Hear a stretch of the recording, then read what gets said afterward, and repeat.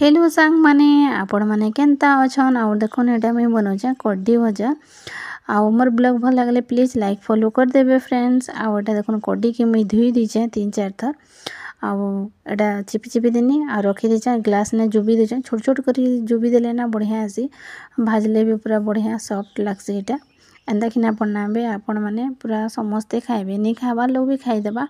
आउ लहसुन अदा मिर्चा कर दे दीचे जुबी दीचे टिके चुपी देमा कुटकुटा करी मस्त लागसी रे बुआ। आउटा देख इने दे दीछे कड्डी 3 चोल गुण 2 चामच बेसन 1 चामच आउ नून हल्दी कलर मिर्चा रागटा दे दीछे हटा टिके राग राग लागले टिके बढ़िया लागसी एंता किना घरे भाजबो ये बनी खावा लोग भी रे बुआ खे देबे एटा।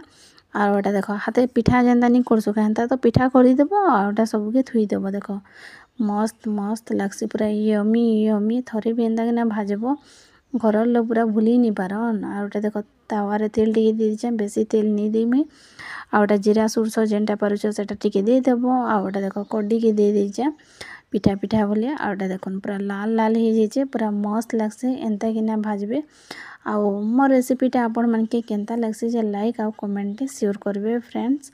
आउटा देख फिर परछेगा टिके तेल दे दीछे टिके बढ़िया किना लाल हेबा बोली करी आउ देखन तालु केनता मस्त दिसचे पूरा यमी यमी। Bye bye.